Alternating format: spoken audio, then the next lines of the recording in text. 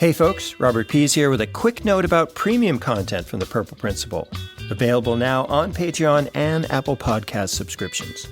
If you're already an Apple listener, why not try us out there for 7 days? Subscribers get access to exclusive material like uncut interviews and episode sneak peeks. And if you're looking for more membership options or want to connect with like-minded listeners, head over to patreon.com/Purple Principle Podcast to join us there. A lot goes into making our show, and we really appreciate your support. Links to join Apple subscriptions and Patreon are in the show notes. And now the episode.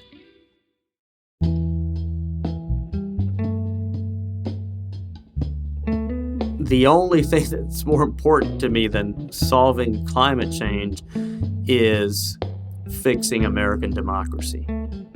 That's our special guest today, the Honorable Carlos Curbelo, former two-term centrist congressman from Miami.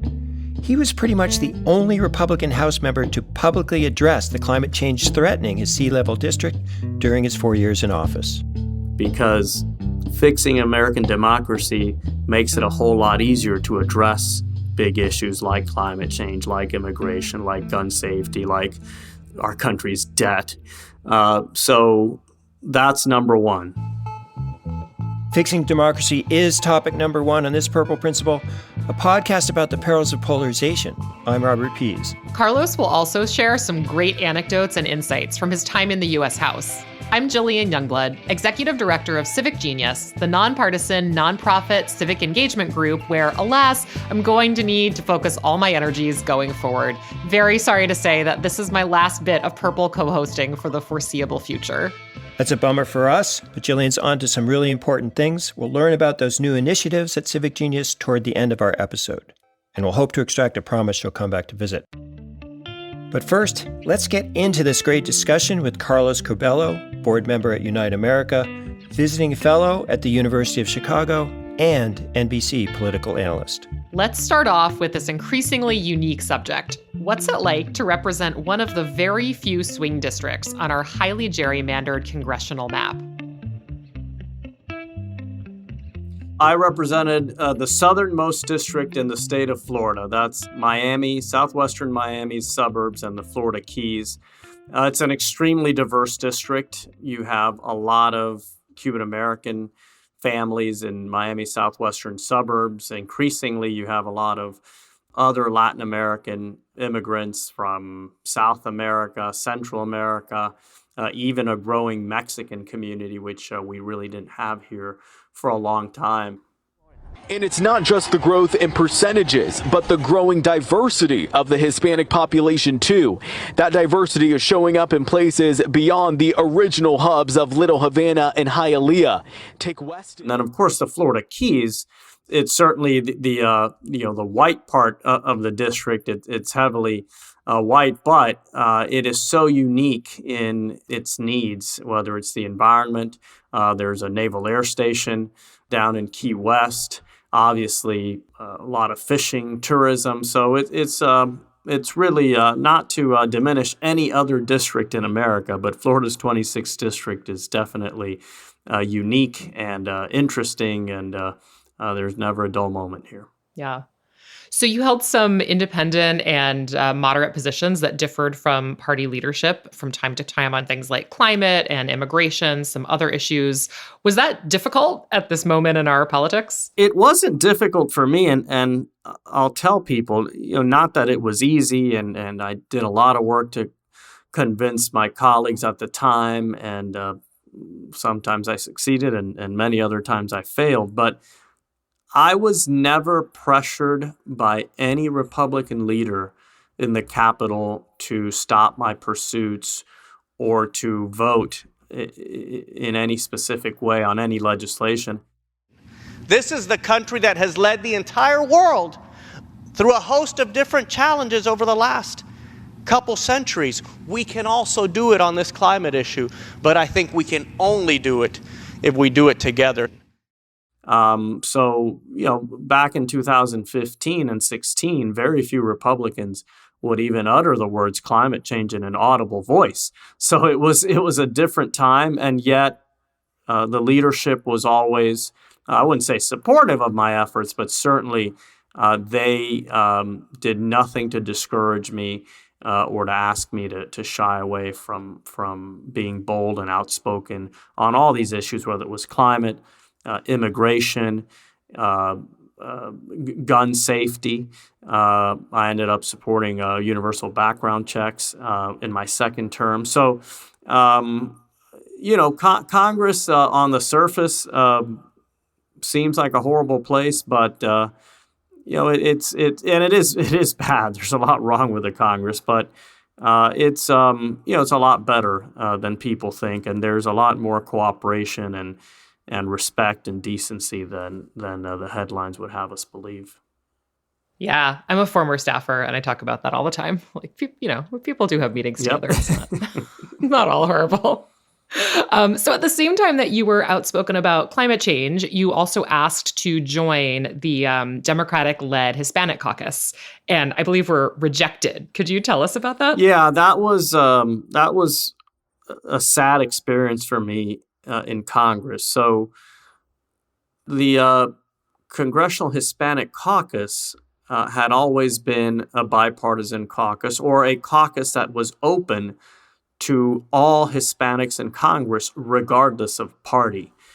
That unofficially started changing over time, and it became a Democrat-only organization. And I remember at the end of 2016, after I had been reelected and Donald Trump had won the presidential election, I approached Javier Becerra, who was still Secretary Becerra was still serving in the House. A few weeks after that, he was chosen to become the Attorney General in California, but he was still in the House. And I told him, Javier, we should really come together. The immigration issue is going to be very prominent now under the Trump presidency. And Javier thought it was a great idea. He said, yeah, I'm gonna talk. It'd be great to have you in the caucus. But then Javier left. And, I asked to join the caucus, and I got the runaround for literally months.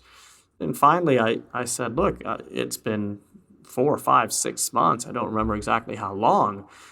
Let's get this done. What's the problem? And at that point, things got a little tense, and they interviewed me. I went in. Actually, my wife was in D.C. at the time, and she went into the interview with me, with not all of the caucus members, but a good number of them. And she was pretty nervous because she knew this had become a public spat. I told them why I wanted to join the caucus. I told them that I didn't really need to join the caucus politically, that no one in my district cared whether I was in the Congressional Hispanic Caucus or not, but that I thought I could be helpful and that we should have some collaboration. And they voted. I heard it was a close vote, but it was a vote I lost. And, I said earlier that Congress isn't as bad as it seems, but it's bad enough where being Hispanic is no longer good enough to be in the Congressional Hispanic Caucus. The caucus put out a statement saying that I didn't share their values, which was their justification for rejecting me. That means that they're not interested in any kind of thought diversity. So I thought it was a huge mistake. I don't think they've done anything to change that policy. On the contrary, I think they've actually made it an official policy that they will only take Democrats, and that's an example of something that's broken and just very sad in Congress today. Yeah, and I think we saw something similar play out later. You were invited and then disinvited by Democrats to a House panel on climate change. And I think what was reported at the time is there was concern that would help you in your reelection. So does it feel like this was a kind of a trend for you? So yeah, this is, bigotry does not only exist on the right side of the political spectrum. This was after I had lost my election.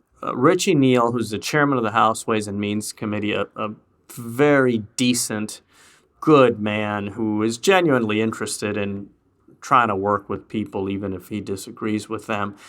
He thought it'd be a good idea to have me at the Ways and Means Committee as a guest of the committee to promote carbon pricing because I filed a carbon pricing bill in July of 2018. I filed earlier this year the Market Choice Act. This is a bill that would price carbon, essentially recognize that there's a cost to carbon dioxide emissions, and it would put American consumers in control. It would trust American consumers to make the best choices when it comes to clean energy and energy efficiency. And the person who had defeated me at the time thought that was a horrible idea and was deeply offended by it, went to the leadership, to Speaker Pelosi and Leader Hoyer, and essentially got me disinvited from that committee hearing. And again, that's another, because they were worried that maybe I was going to run again and I was going to use that. But, we have an issue like climate change, which Democrats obviously care about.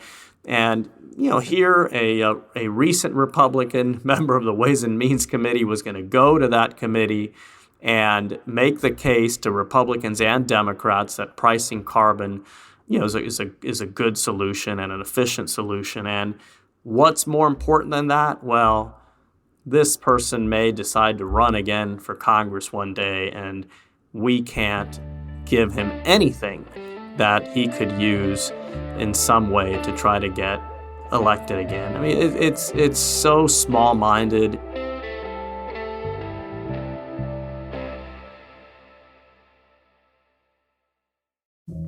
Hey folks, a quick but important item, then right back to the episode.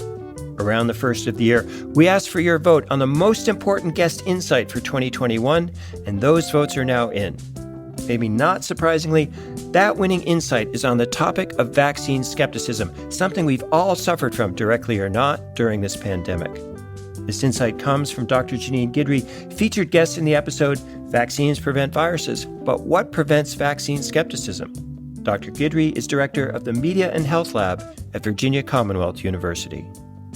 I think that's one of the interesting things is that vaccine hesitancy comes from different perspectives. Some people are concerned about civil liberties, about rights. Some people are concerned about health and safety. Some people are somewhere in the middle. There's all these different things. And I think one of the most important things is finding out what are someone's concerns and addressing those, and not trying to address every concern with every person without having any idea what may be their greatest fear about this vaccine. Many thanks to everyone who weighed in, and please take a listen to more of that discussion with Dr. Guidry. Yes, COVID numbers are heading down as we record this, but so are rates of vaccination, and viruses never take a break from replication. Now back to the episode. We're talking with former Congressman Carlos Curbelo, one of the most independent-minded House members during his time representing Florida's southernmost 26th district from 2015 to 2019. And Jillian, Carlos shared some really great stories there of how hyperpartisanship cuts off cross-party discussion. And that discussion is so essential to legislation in the House and the Senate. Yeah, and as a former Capitol Hill staffer, I can attest that much of that is driven by our highly gerrymandered and deeply polarizing political primaries, which are just about to start up again this year, where everyone is just preaching to the converted. And the voters of Florida very nearly did something about those polarizing primaries, as in opening them up to independent and unaffiliated voters. They're currently excluded by both parties in Florida. Unfortunately, that 2020 referendum fell just short. And, there's a lot of chatter out there right now about rigged elections, but so much of that is misinformation. So we asked Carlos about the challenges of discussing important nonpartisan electoral reforms like open primaries or ranked choice voting during the slow burn of the 2020 election aftermath. That answer's coming right up after we hear his position on that 2020 open primaries initiative that received 57% of the vote, just shy of the 60% mandate needed for passage in Florida. Yes, I did. I was very supportive of opening up our federal primaries, which is what the amendment would have done. It got 57% of the vote, but in Florida, that's not enough. You need 60%. And I certainly hope that we'll try to get that done again. Unfortunately, I think the real reason that campaign was lost is because while those behind the petition invested a lot to get it on the ballot, I think they just assumed it would win, and there was not a whole lot invested in electioneering and campaigning for the initiative. Meanwhile, of course, the Republican and Democratic parties of Florida, which never agree on anything, did come together to attack the amendment, and their collaboration made the difference, kept it from getting 60%, and here we are still stuck with these closed primaries that disenfranchise millions of people in our state. We do have primaries coming up. There is a lot of gerrymandering going on. So we're wondering if you feel that's kind of the root cause of polarization in Congress is the primary system. For sure. Look, over the last few years, we've heard this horrible line promoted by Donald Trump that the system's rigged and that we can't trust our elections. And of course, what he's saying is completely false, and he's just trying to come up with an excuse for why he lost.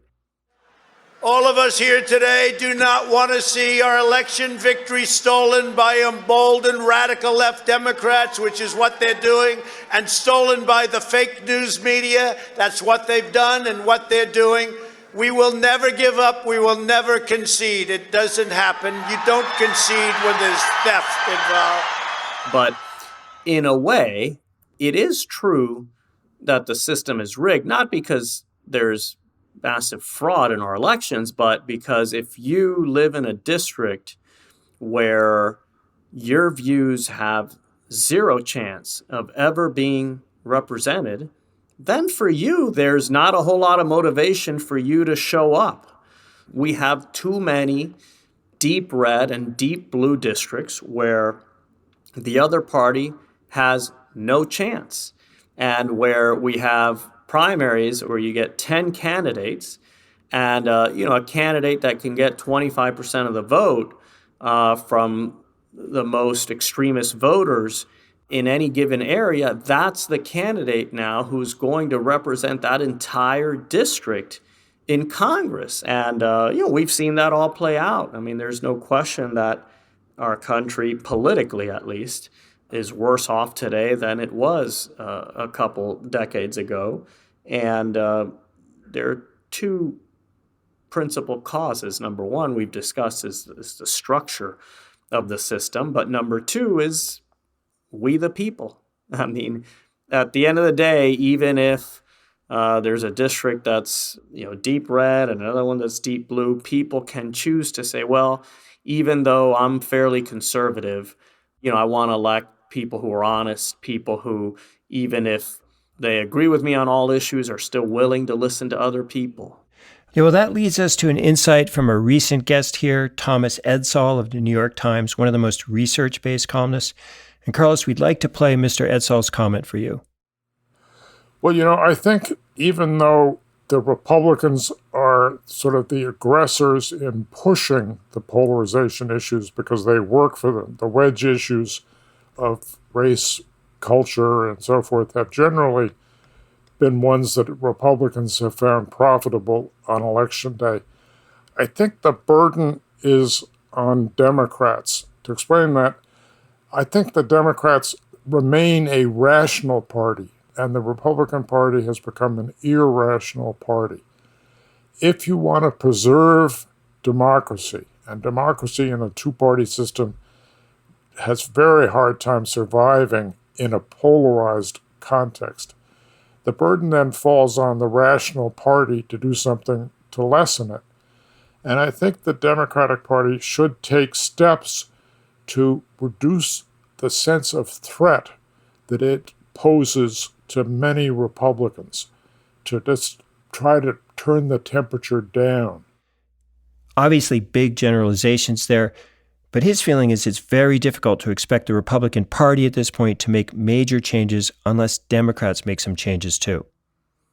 Well, I absolutely agree with him. And what he is suggesting is what people like Joe Manchin and Kyrsten Sinema and Josh Gottheimer and many others in the Congress, well, not many, unfortunately, but a good number of others, are trying to do, to lower the temperature, to avoid this situation where we get these violent swings in the composition of Congress, right? I mean, who knows what's going to happen next year? But if we take today's poll numbers as any indicator, Democrats are in trouble and could suffer major losses in Congress next year. Why?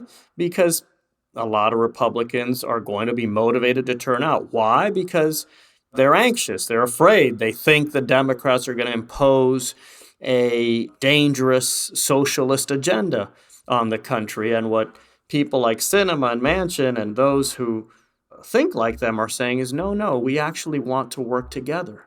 We actually built legislation that Mitch McConnell was able to support.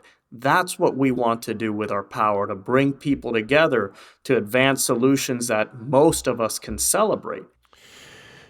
Well, that's interesting. So you alluded to, I believe, the infrastructure vote in the Senate. Were you surprised that they were able to get, I believe it was 19 Republicans to sign on to that? No, not at all. Number one, I don't know Joe Manchin as well, but Kyrsten Sinema was my spinning instructor every Wednesday in the House gym. So I know how just bold and unrelenting she is, a woman of great perseverance and courage. So I was aware of what was going on, and I wasn't surprised that they did get so many Republicans. And I think that's just an important message for the country. It's important for the American people to see, oh, look, they can do something together. It'll help restore some of the trust and confidence in our system. Sorry, I know this is beside the point, but am I the only one who didn't know that Kyrsten Sinema teaches spin classes in the members' gym? Is that a real thing? Well, let's clarify. That's bike spinning, not political spinning. Yeah. Cycling. And it was a scene every Wednesday morning because Kyrsten would come in and play some modern music, hip hop, whatever. And it was the only day that Paul Ryan didn't control the music in the House gym. And of course, Paul is all, Guns N' Roses and Pearl Jam, and he was so annoyed every Wednesday. He'd say, "This is not music, it's noise, turn that down." It was every time, never failed. That's fantastic. Sorry, Rob, you probably had real questions to keep asking. Yeah, well, polarization of music, it's a topic we're going to cover soon. So, last of my questions, we ask everyone on the show to show a bit of purple, which is expressing some respect for members of both parties. Are you still considering yourself a Republican at this time? Yeah, I'm a member of the Republican Party. I told people that I was not going to let Donald Trump define this party or kick me out of it. As long as we have two parties in this country, I firmly believe that they both have to be good, viable options for most Americans. So as long as we only have two, I think we need people in both parties trying to keep them honest, trying to shape them in a way that will help them appeal to the greatest number of people possible. Yeah, so then as a Republican, could you name one or two major Democratic figures, either living or in recent history, that you have particular respect for? Well, let's keep things relevant so that, more listeners can relate to it. I mean, Joe Manchin and Kyrsten Sinema, they are holding the line, not, sure on some policies, but it's bigger than that. They are refusing to accept that politics must be a zero-sum game in our country. The only thing we have is a filibuster. And they think if you have a situation we have right now, where you have the executive branch of government and you have Congress, the House and the Senate, they're all the same, and there's no check and balance because basically you just sweep right through, and the same thing could happen if Republicans had everything. That, to me, is a lot more valuable than any specific policy that we get these days, because if we continue violating those norms, that mutual respect, considering other people, if we continue to violate that, it won't matter what policies we have. Our society will deteriorate to the point where our democracy will no longer be a protagonist. in the life of the country. That's the Honorable Carlos Curbelo, two-term Congress member from 2015 to 19, representing Florida's 26th district, including parts of South Miami and the Keys. And this swing district did, in fact, swing back to Democrats in 2018, then back again to Republicans in 2020, and will quite possibly be in play again in 2022, which is what we need more of in U.S. politics: competitive districts electing pragmatic legislators in general elections. But let me just say, as someone who is working on civic engagement projects at Civic Genius, if only we had more Carlos Curbelos on both sides of the aisle and in both chambers of Congress. Unfortunately, the trend seems headed the other way. A number of more moderate Republican House members have decided not to run again in 2022, including John Katko and Tom Reed, both from upstate New York, and both members of the Problem Solvers Caucus. And some of the centrist Democratic House members, like Abigail Spanberger and Alyssa Slotkin, may face tough primary battles from the left after the current round of redistricting. We're going to be hearing more from Carlos Curbelo in our upcoming series on the diversity and independence of Hispanic voters, kicking off in a few weeks. So jobs, the economy, and education, if you're not talking about that with Latino voters, you're losing. And I think Republicans have been smart at trying to meet Hispanics where they're at. Democrats in more recent years have tried to meet Hispanics where they would like them to be. But next up on The Purple Principle, the first episode in our series on polarization at the state level, starting with the great state of Texas, a powerhouse not just politically, but economically and culturally. And musically, not to mention barbecue-wise. The Lone Star State that was once a nation often seems like it might like to be again, but is our country's polarization weakening that Texas identity? In this first Texas episode, we'll ask the hosts of the popular informative podcast Y'all-itics, Jason Whiteley and Jason Wheeler, whether the Lone Star State might be joining the crowd. Absolutely, no question. I mean, what strikes me, Robert, is that, politics is this massive team sport, but the federal offices are the ones that get the most attention. At the end of the day, the state offices, the local offices, the mayor and city council, that's where things really get done, but no attention is given there. And I think to add on to that it's almost in the culture right now, it's almost like people are spoiling for an argument. They're spoiling for a fight. And politics sort of pervades everything. We hope you'll join us for that episode, which unfortunately Jillian will not be here to co-host, as she's turning full attention to Civic Genius. So Jillian, tell us what's on the agenda there. It's hard to say goodbye, but I am excited to announce that Civic Genius is launching a unique opportunity for people to step up and actually create their own solutions to the key issues facing us today. So we'll be hosting events in communities across the country where you can join us for a day-long, nonpartisan deliberation on an issue that's making our politics insane: digital disinformation. So you're going to be working in both large and small groups in your community, and you'll have a chance to cut through the partisan clutter and develop a slate of recommendations that you and your new friends from across the political spectrum can go push for together. So check out ourcivicgenius.org to learn more and sign up. That's really fascinating and important stuff, so we'll be checking back periodically with Civic Genius and learning about other civic-minded reform efforts as we visit states throughout the 2022 primary season. Really special thanks to Jillian Youngblood for her contribution these past 6 months. We've all benefited from her experience, perspective, and positive energy. We've started the audio hunt for a new co-host, but no one knows this show better than listeners. So if someone you know has a strong, independent voice and perspective, plus substantial experience in nonpartisan politics and media, please tell them to get in touch through our website or social media. As always, thanks for listening and sharing the podcast from the whole team, including our composer, Ryan Adair Rooney, a former Texas resident, retuning his dobro for those upcoming Texas episodes. Hope to see you all politically, or is that y'all-itically speaking, next episode. The Purple Principle is a Fluent Knowledge production.